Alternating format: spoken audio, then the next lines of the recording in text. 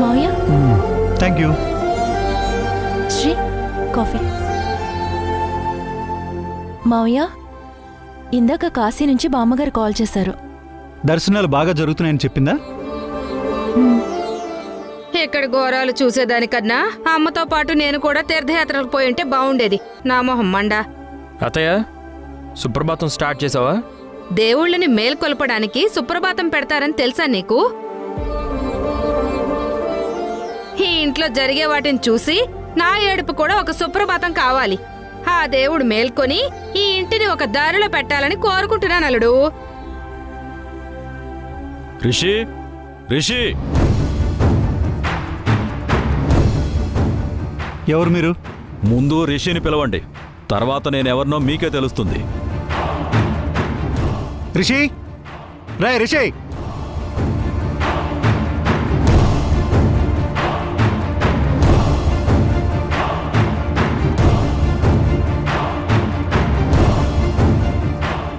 Hello Pratap గారు, ఏంటి call కూడా చేయకుండా ఎలా వచ్చేశారు?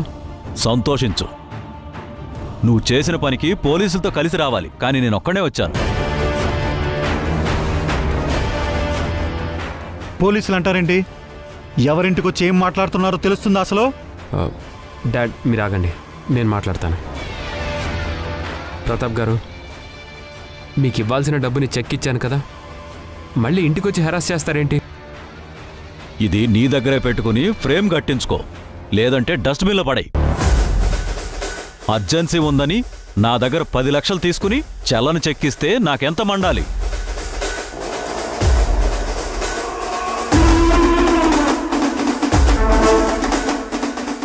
ఏమయ్యా, ముష్టి 10 లక్షల కోసం చల్లని చెక్కులు ఇవ్వాల్సిన కర్మ నాలుడికేంటి?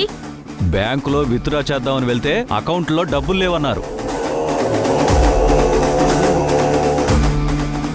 చెక్ బౌన్స్ అయితే మీ పరువు పోతుందని ఇంటికే వచ్చాను.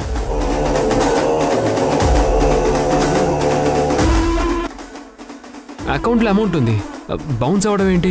నువ్వు ఎంక్వైరీ చేయాల్సింది నన్ను కాదు, బ్యాంకు వాళ్ళని. 1 మినిట్ ప్రతాప్ గారు. వీణా, వీణా,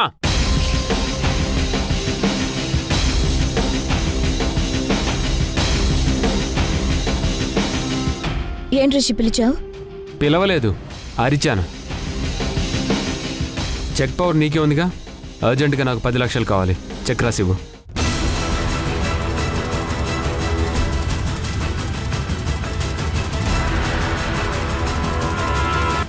అప్పుడే చెక్ పవర్ వచ్చేసరికి కొమ్ములు వచ్చాయన్నట్టు బిల్డప్ కొడుతుంది. ఇదిగో వీణా, భర్త అడుగుతుంటే అలా బెల్లం కొట్టిన రాయిలా నిలబడ్డావేంటి? ఆ చెక్ ఏదో రాసివ్వు. ఫాస్ట్గా చెక్ బుక్ తెచ్చి సైన్ చేసి ఇవ్వు వీణా, టైం లేదు. ఎందుకు ఇవ్వాలి?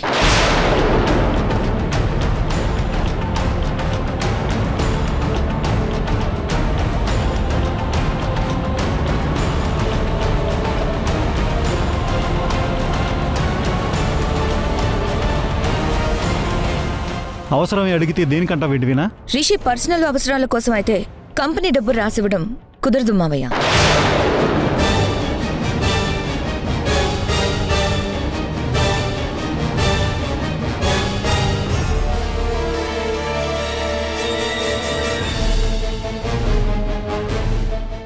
ఇంతకు ముందే రిషికి విషయం చెప్పాను.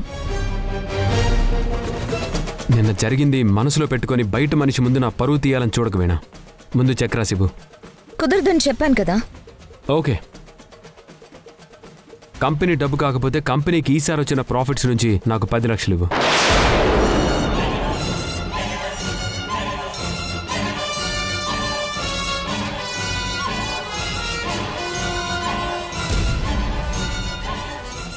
ఈ రూట్లో వచ్చావా?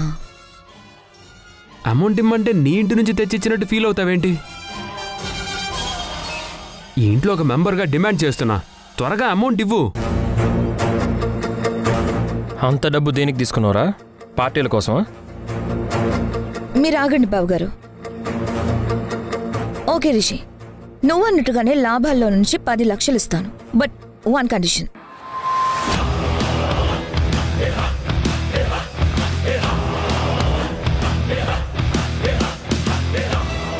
మళ్ళీ ఏదో ఫిట్టింగ్ పెడుతుంది.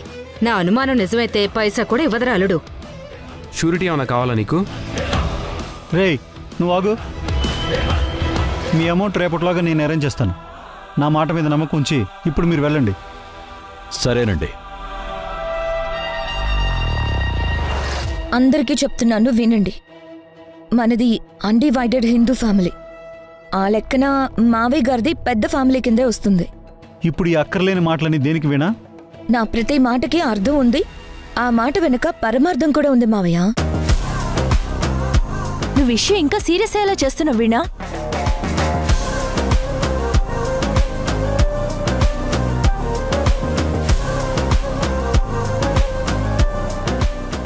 మన ఫ్యామిలీలో మావయ్య గారు, సరస్వతత్తయ్య, మీరు, బావగారు, వేద, రిషి, నేను, అమెరికాలో ఉంటున్న నా ఆడపడుచు. పాపం ఆ చిన్నపిల్ల మోక్ష, తనకు అన్యాయం జరగకూడదు కదా. అందుకే తనతో కలిపి మొత్తం 10 మంది ఉన్నాం.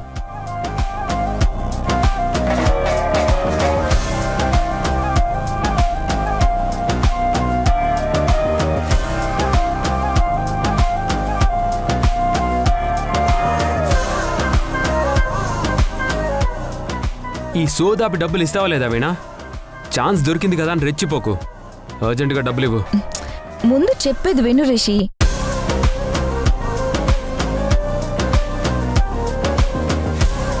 అందరూ కలిసినప్పుడు కంపెనీ ప్రకారం కొన్ని రూల్స్ ఉంటాయి. ఎలా అంటే ఆ రూల్ ప్రకారం ఇప్పుడు ఫ్యామిలీ మెంబర్స్ అందరికీ లాభ నష్టాల్లో సమాన వాటా ఉంటుంది.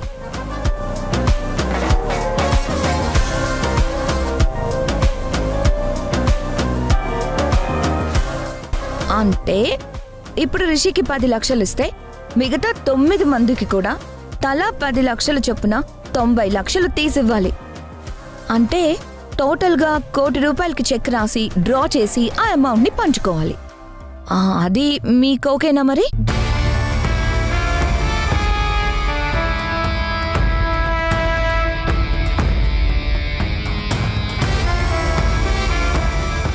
వామ్మో, ఇది భలే తెలివిగా లాక్ చేసిందే. నువ్వు అమౌంట్ ఇవ్వకూడదని ఇలాంటి హర్డిల్స్ పెడుతున్నావు. అవన్నీ కుదరదు. ముందు నా అమౌంట్ నాకు ఇవ్వు. మావయ్య, రిషి అడుగుతున్నాడు. మీకు కంపెనీ రూల్స్ అన్నీ తెలుసు కదా, మీరు చెప్పండి. మరి 1 కోటి రూపాయలు డ్రా చేయమంటారా? ఈ వీణ నాతోనే తెలివిగా లీగల్గా రిషికి అమౌంట్ ఇవ్వద్దని చెప్పేలా చేసింది. చెప్పండి మావయ్య. మావయ్య గారు, నేను అడిగిన దాంట్లో ఏమైనా తప్పుంటే మీరు చెప్పండి.